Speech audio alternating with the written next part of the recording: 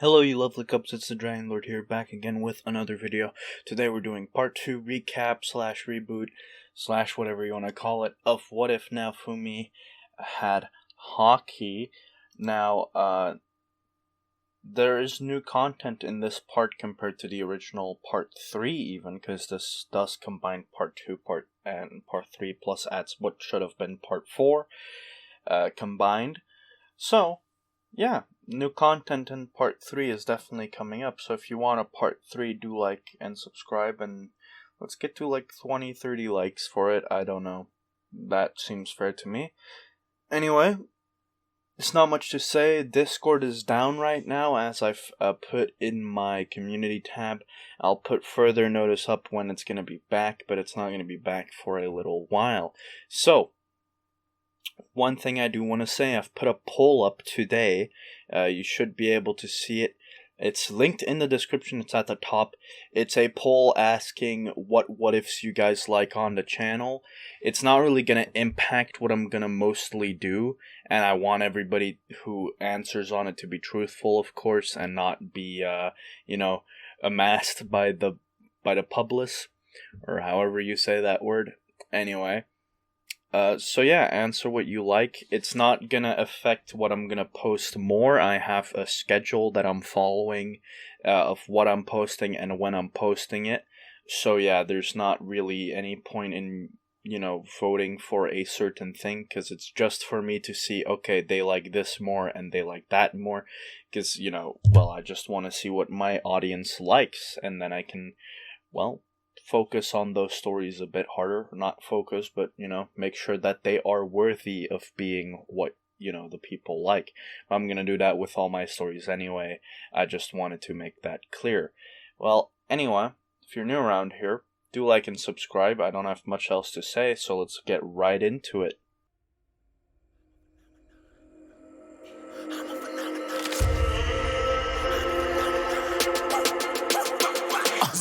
Yeah, you better listen. I'm bringing heat, you'll be a fan when I start rapping. Way I'll have your fucking head spinning. I'm known as spit vicious. Release bombs, they go tick tick.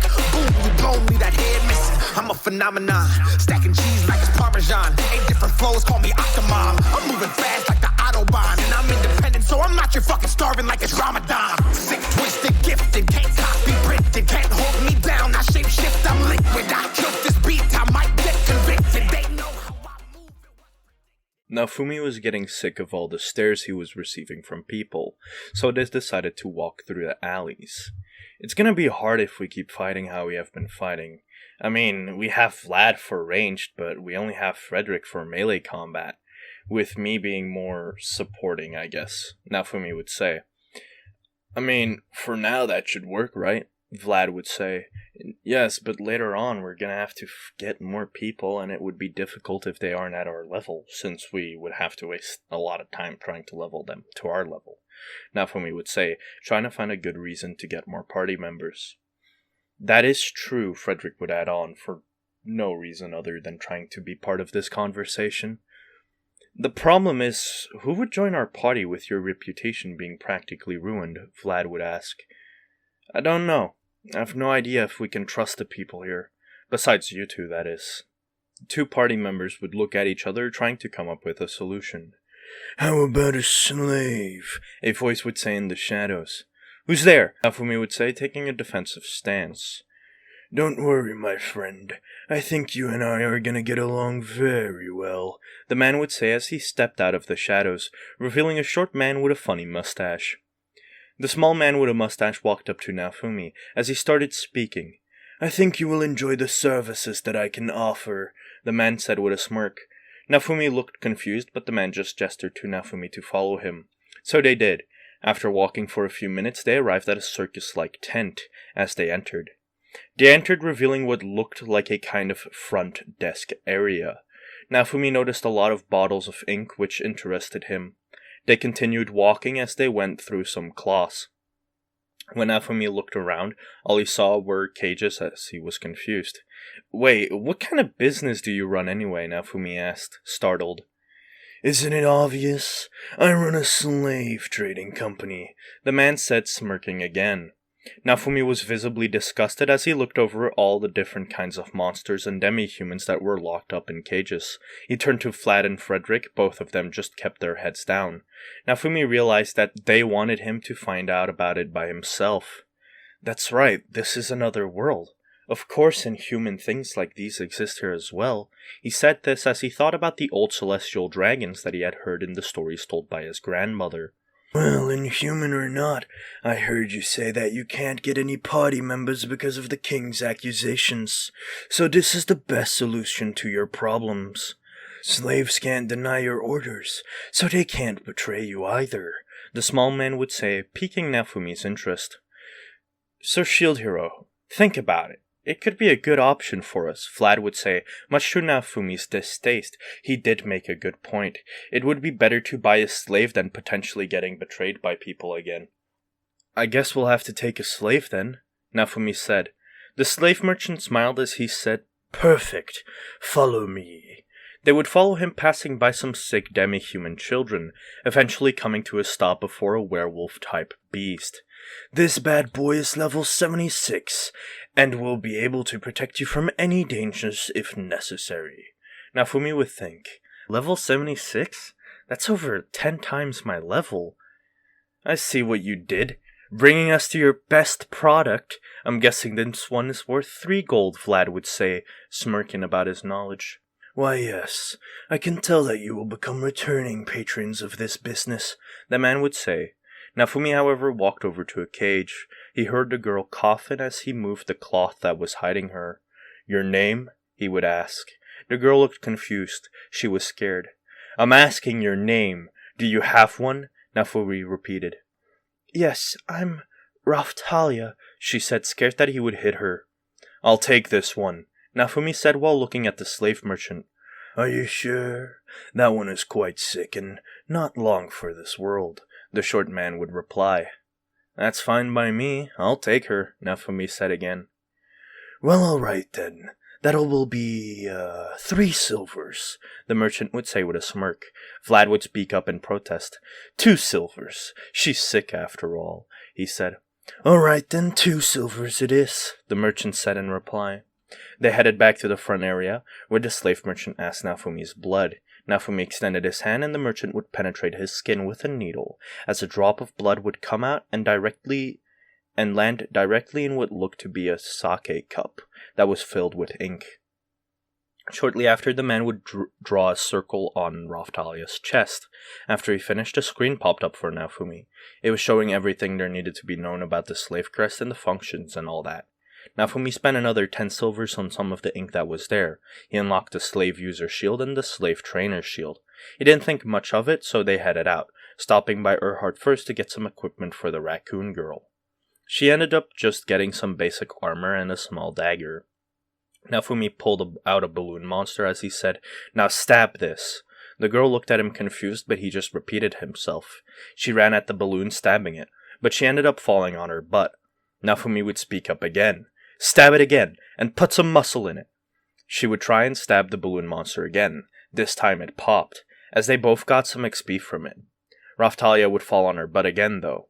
"Listen, I need you to fight for me. If you do, you'll get nice meals and nice place to sleep whenever we pass by town," Naofumi would say, just confusing the girl overall. "Naofumi-sama, I think it's best if you reveal who you are," Vlad would say, pointing at the shield. "I see. Raphtalia, let me explain again. The reason why I need you to fight for me is because I'm unable to," Naofumi would say. The girl would speak up. What do you mean?" she asked. Naofumi sighed as he began to speak again. "I can only use this shield. My name is Naofumi, and I'm the shield hero. That's why I can't fight. I can't use weapons," he would say. Raphtalia's eyes lit up, much to Naofumi's surprise. "Here in Melremark, the shield hero doesn't get worshipped, and demi-humans get discriminated against. Do you know why that is, Naofumi-kun?" Frederick would ask. "No, I don't," Naofumi would simply answer. "It's because Siltfeld worships the shield hero," Erhardt would say before Frederick could. "And what does that have to do with Melremark?" Naofumi asked. "Let me rephrase. Siltfelt is a demi-human country that only worships the shield hero. Over there, humans get discriminated against because of their religion. Our own Three Heroes Church coaxes Melremark to hate Siltfelt. At least that's what I think of it. Erhardt would finish with a shrug. Before Naofumi could ask another question, though, Raphtalia would cough, as Naofumi remembered that she was sick. "Let's head out," Naofumi would say as they arrived before a herb store. Naofumi would buy some medicine, but he would also buy some of the tools so that he could make medicine off of his own. They headed out to the fields as they power leveled Raphtalia to level 13. Naofumi hit level 17 and Frederick and Vlad would both be sitting at 25, with Vlad ahead in experience points. They stopped at a forest to set up camp. Naofumi started a fire and Frederick and Vlad would both lay out their sleeping bags. Meanwhile, Raphtalia just kept admiring Naofumi, which creeped him out. "If you have something to say, come out and say it," Naofumi would say, startling the girl. Why did you help me?" the girl would ask curiously. "If you're talking about me buying you as a slave, it's because you were the cheapest and I'd rather have someone I can train myself in my party than some wild animal," Naofumi would reply. He couldn't reveal what he felt when making eye contact with Raphtalia. She was the only one whose Haki felt the greatest out of all of the beasts there, almost as if fate wanted Naofumi to find her. He calculated that her Haki level would be half of his own, which was impressive in his eyes. "Alright then. I just wanted to know why the great shield hero would save somebody like me," Raphtalia would say as she started crying a bit. Naofumi would pat her head and ask what's wrong. "It's just, my friend Rafana has been wanting to marry the shield hero for as long as I can remember," she said, which kind of creeped out Naofumi. "Talking about your friend, where is she?" Naofumi asked. "She's at some lord's mansion in a dungeon that's in another dimension. That's where we got tortured," Raphtalia would say as she broke down in tears from all the events that happened. Naofumi would just hug her, which calmed her down a bit. She fell asleep shortly after. The next morning, Naofumi would hand Raphtalia her medicine. They had bought her some medium-quality medicine the day before, which she drank, and now Naofumi gave her some more medium-quality medicine, but this time he made it himself. Raphtalia remarked that Naofumi's medicine tasted better. It's like tea, but with a bit of honey in it. Raphtalia was now fully cured, so the party decided to head into a more dangerous area. They got to an area that had porcupine-like monsters. They took the day to level up there. Naofumi is not getting hurt at all because of him coating himself in Haki. The party leveled up quite a bit, as they ended up setting camp in a safer area. Naofumi would unlock some more of the shield he had gotten while he waited for his Haki proficiency to level up. He had realized that the status magic took a moment to analyze his abilities. Using Haki to its fullest capabilities, he could multiply his defense by 4, as well as his damage, even though he didn't do much in comparison to defense. Naofumi realized that using Haki tires him out fast though, so he decided it would be good to use less Haki, or just not use the power that much and focus more on leveling himself up instead of trying to use his cheat ability that much. The world had integrated Haki weird, Naofumi thought to himself. He knew about defense becoming stronger, but 4 times seemed a bit insane, and from what Naofumi could gather, that number would only become higher and higher. Maybe in the future his defense would be so high that he could fight on his own, even if he did no damage. He left that thought though, as he looked over at his companions, which were his friends now. A few days would pass as the party had gone to Loot Village, where the party would split up in 2. Frederick and Vlad would go into town to get information about leveling spots and other things, and Naofumi and Raphtalia would go into an abandoned mineshaft to get ore and other valuables. It is here that Naofumi unlocked the rope shield and the pickaxe shield, the rope shield giving him the airstrike shield ability. They proceeded deeper into the mine where they found some chunks of iron and other ores. They both heard a growl as they looked back. They saw a 2-headed dog demon coming for them. Naofumi grabbed Raphtalia as he jumped backwards, falling down into a ravine with water at the bottom. They got out of the water, but it didn't take long for the dog demon to find them. Raphtalia was screaming because of her trauma. Naofumi told her to run and that he would hold off the dog demon until she escaped. He jumped in front of the dog demon, knocking it back with an airstrike shield. Raphtalia, not wanting him to die, followed after. She sliced at the demon, getting one of its 4 eyes. It tried to bite Raphtalia, but Naofumi would get in its way, as it chowed down on his Haki-infused shield, breaking its own teeth. Raphtalia quickly came back in, finishing the beast in one fell strike. Naofumi sighed in relief. Before he realized, Raphtalia was already hugging him while she was crying. Naofumi just patted her. "I'll be your sword master, Naofumi," she would say with a smile. They got out of the cave, meeting up with Vlad and Frederick, as they told them what had happened. If it wasn't for Naofumi's Haki, the fight would have been a bit more difficult, but they ended up coming through. The party stayed in Loot Village until about 2 weeks would pass, and the party progressed nicely. Raphtalia being at level 30, Naofumi himself being at 32, Frederick was at level 34, and Vlad had hit level 35. They headed back to the capital to get better equipment and prepare for the wave of calamity that was about to hit. They sold some goods that they found in the mines and fields near Loot Village to the traders, after which they went to Urhart, where Naofumi ordered custom armor for himself, and Raphtalia got better armor and a better sword. Vlad had gone out to the magic stores to find himself better spells and other things that might aid the party, and Frederick stayed behind with Urhart to craft his own weapon. After being done with Urhart, Naofumi and Raphtalia headed out to buy items they might need in the wave. After that, they headed to the Church of 3 Heroes to check on their hourglass. A nun escorted them to the hourglass, where Naofumi got a timer on his field of vision that said 20:00. So there's 20 hours remaining. Alright, that's all we needed to know. Let's head out of here, Raphtalia, Naofumi said before a familiar voice spoke up. "You're still fighting in those rags?" Naofumi turned around to see Motoyasu and his party approach. He saw mine, which worsened his mood a bit. "Rags, that's funny. I still see you spend all your money on that showy stuff," Naofumi would say, with a smirk. "Showy or not, it doesn't matter. Just don't hold us back during the wave, Naofumi," Motoyasu would say, passing by him. "You sure you should be telling him that? How about you make sure you don't hold him back?" another male voice said. They all looked over to see who it was, as they saw Ren and Itsuki's party coming up. "What do you mean hold him back? He's the shield hero. He can't do anything to help us," Mine would say angrily at Ren. "He's pretty strong, you know. I wouldn't want him as my enemy. That's what I recommend anyway," Ren would say before leaving. Itsuki would leave shortly after as well. "The shield hero, strong. They must have lost their minds," Mine would say, but in that moment Naofumi used a bit of Conqueror's Haki, which brought everybody in Motoyasu's party beside himself to the ground, as they were all paralyzed. Naofumi left, with Motoyasu not being able to say anything. Naofumi and Raphtalia interacted while on their way to the inn. "Master, is there a reason why you looked so angry at that man and his party?" Raphtalia would ask, curious.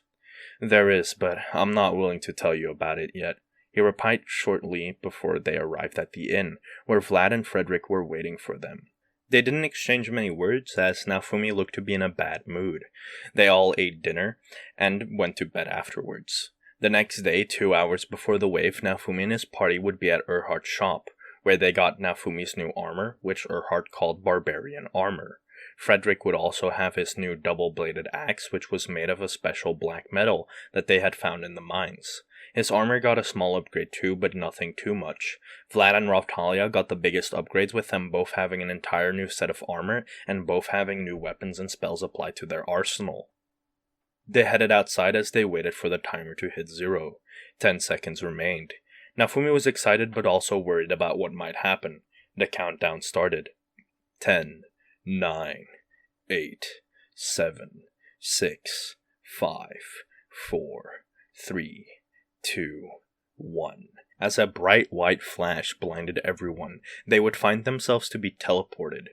"This area looks familiar," Naofumi would say as he took a look around. "We're near Loot Village, Master Naofumi," Raphtalia would say. Naofumi would look down as he saw the other heroes running towards a certain area. "They'll take care of the boss. We should help everyone in the village. Let's go!" Naofumi would say as they rushed over to the village, arriving at the village shortly after. Naofumi would help the villagers as they easily took care of most of the monsters by themselves. Vlad would be the greatest help as he'd easily destroy multiple hordes with AoE spells. Frederick would help the people evacuate as the other three kept most of the monsters at bay. This might actually be good be a good leveling method, Naofumi would say with a smirk, as he proceeded to use Conqueror's Haki, which made most of the weaker monsters stop moving. The ones that did resist it, though, would go straight towards him, as a large horde would run towards Naofumi.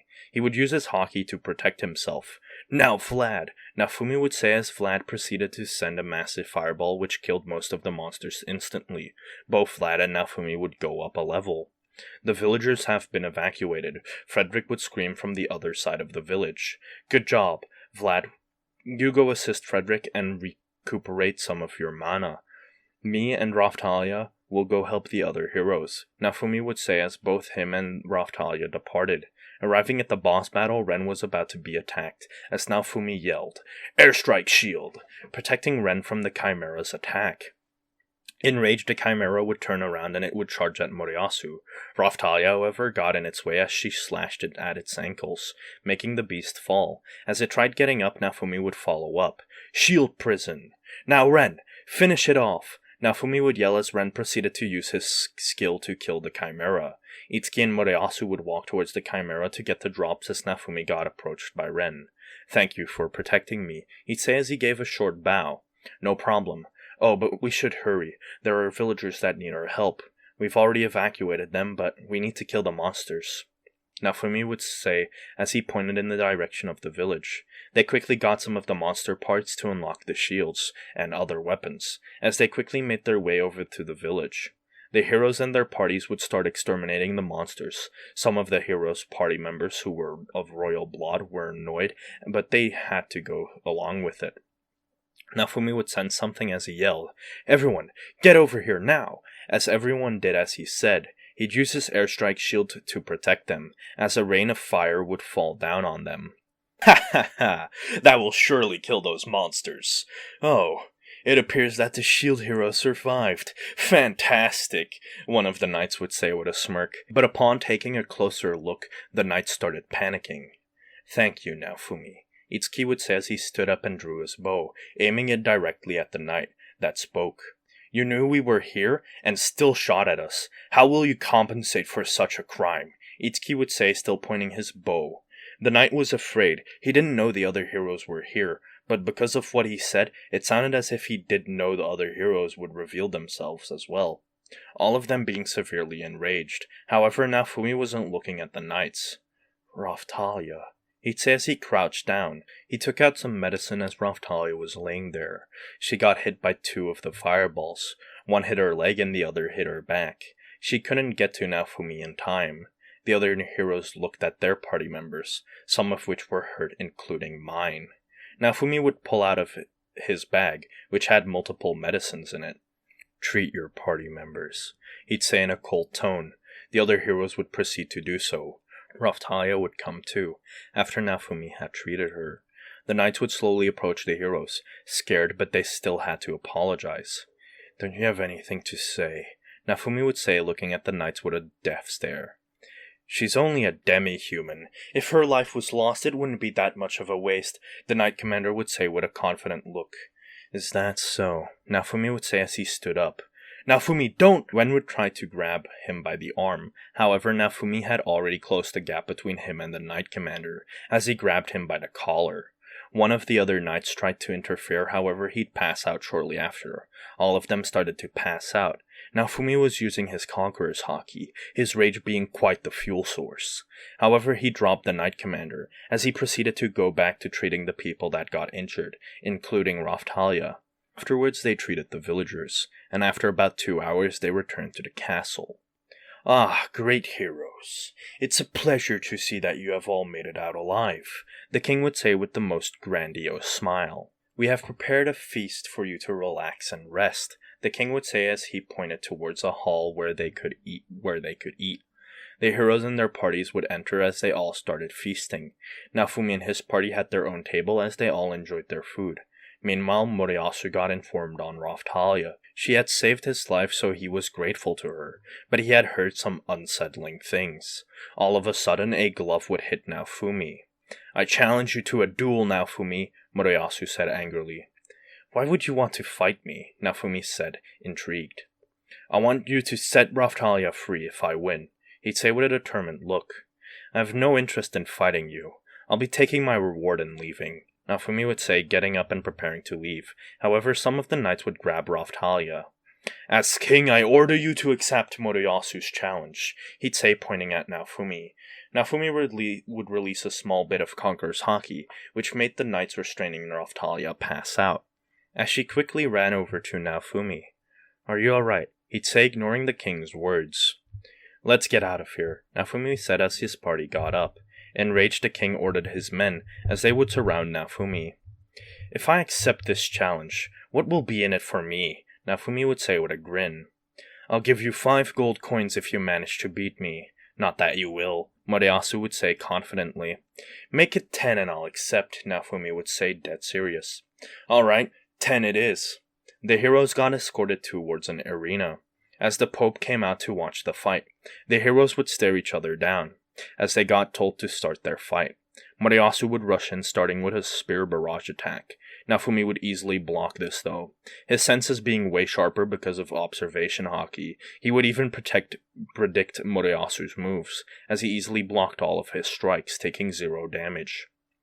Motoyasu would click his tongue as he used his lightning spear skill. However, Naofumi would activate his Haki, enveloping his shield in it, and he would envelop part of his armor in it as well.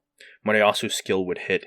Naofumi, however, didn't even block it. Instead, the part of his armor that he had hardened had taken the blow. Naofumi took no damage again. My turn now, Naofumi would say, activating his 2-headed dog shield. As he enveloped his shield in Haki, one of the dogs bit down on Motoyasu's shoulder, easily penetrating his armor and skin. Motoyasu would have the bleed effect inflicted on him. What the hell is that? He'd yell enraged, as he used his meteor spear skill. However, Naofumi would simply block it again. Airstrike shield, he'd say, trying something new, as he tried to use Haki through the skill. It slightly worked as it hit Motoyasu, making him cough up blood. The nobles were all watching as they were worried for the spear hero. Motoyasu got up, him now only having 55% of his HP. This can't be happening, he'd say, enraged. Shield prison, Naofumi would say as he threw 2 red objects towards Motoyasu. Motoyasu would be trapped in the shield prison with the red balloon monsters. Them being the strongest among the balloon monsters would hurt him quite a bit, as Naofumi would approach the shield prison and release it. Are you preparing to give up yet? At this rate you will die, Naofumi said with a smile. However, at that moment he felt something off. He turned around and used his shield to block what looked to be a wind attack. Looking over, he'd see Mine with her hand raised. Wow, you can't even have a fair fight, can you? Naofumi would say angrily. I thought you were a man, Motoyasu, but you can't even fight fair, Naofumi would say again. Motoyasu would get up as he would swing his spear with full force downwards onto Naofumi, as his spear hit his shoulder, still doing 0 damage.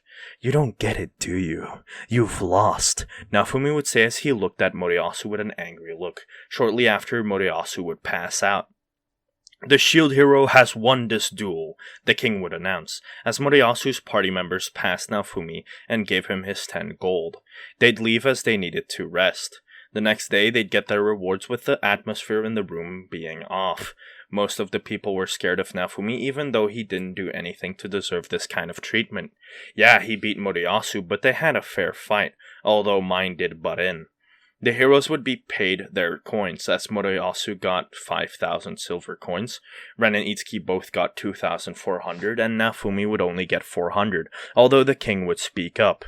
We have revoked the shield hero's allowance, as we used that money to treat Motoyasu. Scum. Why would I need to pay for his recovery? Pay me what I'm owed, or you can say goodbye to me helping you bastards, Naofumi would say with a rage. Yeah, it isn't fair that you would take his money away. Also, Naofumi did most of the work in the wave. He protected Loot Village and its inhabitants, making sure that there were 0 casualties. He also protected us from being hurt in the wave, Itsuki would say, to add on top. Ran would speak up. And don't think we forgot what that man did. He pointed at the Knight Commander. He shot fireballs into the village whilst knowing we heroes were there, severely injuring some of our party members, even injuring your daughter, Mine. If it wasn't for Naofumi, some of us would be dead right now, he'd add on top. Of course the king didn't know anything about this. "Is that right?" the king would say with a distasteful tone. "Guards, take the Knight Commander to the prison. He will be judged and punished for his actions in due time." The king would say, following it up, "Forgive me, Shield Hero. I didn't know any of this. I will hereby grant you 6,000 silver coins to thank you for protecting my daughter," the king would say as he swallowed his pride and proceeded to give a short bow before Naofumi. Mine would be shocked. She had passed out after the first fireball hit her, so she didn't know that Naofumi had protected her. She felt bad about some of the things she had done. Naofumi, however, just took the money as he turned around to leave. Before he exited, he turned back. "Apology accepted. I'll see you guys when the next wave hits," he'd say, turning around as his cloak fluttered. With a determined look on his face, he'd say, "Let's go." But where they went, we'll have to wait for part 3. I hope you guys enjoyed the reboot. I know I split up in 2 parts, but it would be too harsh on my voice to record it in one go. So I hope you don't mind. Well, with that out of the way, like and subscribe if you're new around here, and with that, I'll see you lovely cups in the next video. My name is the Dragon Lord, and I'm signing out. Tell me a story. There was once a pale man with dark hair who was very lonely. Why was it lonely? All things must meet this man, so they shunned him. Did he chase them all? He took an axe and split himself in two, right down the middle. So he would always have a friend. So he would always